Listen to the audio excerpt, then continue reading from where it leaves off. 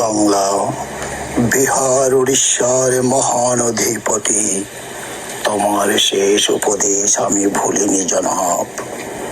তুমি বলেছিলে east India কোম্পানির কর্মচারীদের কিছুতেই প্রশ্রয় দিও না। তুমি বলেছিলে সুযোগ পেলেই তারা এদেশ কেড়ে নেবে। আমি তাদের প্রশ্রয় দেব না। আমি বেঁচে থাকতে তোমার রাজ্যে তারা দুর্গ তৈরি করতে পারবে না, সৈন্য সমাবেশে সক্ষম হবে না। আমার জন্যে, বাংলার জন্যে দারুণ দুশ্চিন্তা নিয়ে তুমি চলে গেছো।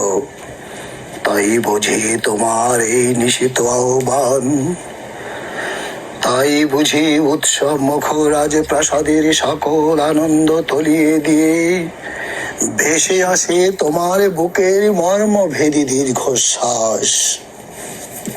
তোমার অন্তিম সময়ে তোমার সিংহাসন স্পর্শ করে যে প্রতিজ্ঞা আমি করেছিলাম, আমরণ আমি তা পালন করব।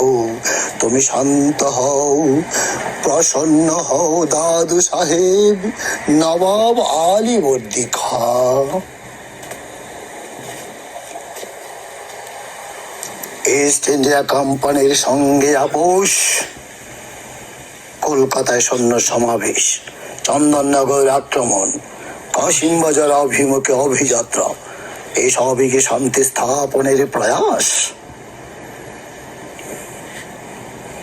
বাংলার মান, বাংলার মর্যাদা, বাংলার স্বাধীনতা রক্ষার প্রয়াসে আপনারা আপনাদের শক্তি দিয়ে, বুদ্ধি দিয়ে আমাকে সর্বরকমের সাহায্য করুন। সকলের সমবেত চেষ্টার ফলে যদি এই বিপদ থেকে পরিত্রাণ পাই, তাহলে একদিন আপনারা আমার বিচারে বসবেন। সেদিন আপনারা যে দণ্ড দেবেন আমি তা মাথা পেতে নেব। আমাকে অযোগ্য মনে করে যদি এই সিংহাসনে অন্য কাউকে বসাতে চান, আমি হৃষ্ট মনে সিংহাসন ছেড়ে দেব। জাফর আলী খান, আপনি শুধু সিপাহসালার নন, আপনি আমার পরম আত্মীয়। বিপদে আপনজন জেনে বুকে ভরসা নিয়ে যার কাছে দাঁড়ানো যায়, সেই তো আত্মীয়। লোভে পড়ে অথবা মোহের বশে মানুষ অনেক সময় অনেক অন্যায় কাজে প্রবৃত্ত হয়, কিন্তু কর্তব্যের আহ্বানে লোভ মোহ জয় করে মেরুদণ্ড সোজা করে যে দাঁড়াতে পারে, সেই তো পুরুষ। আর সেই পৌরুষ আপনার আছে আমি জানি।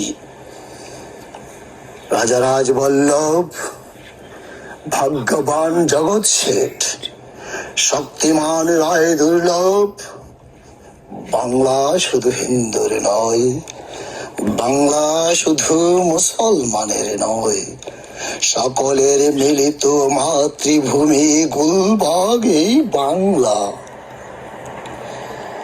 চেয়ে দেখুন, বাংলার ভাগ্যাকাশে আজ দুর্যোগের ঘন ঘটা, তার শ্যামল প্রান্তরে আজ রক্তের আলপনা।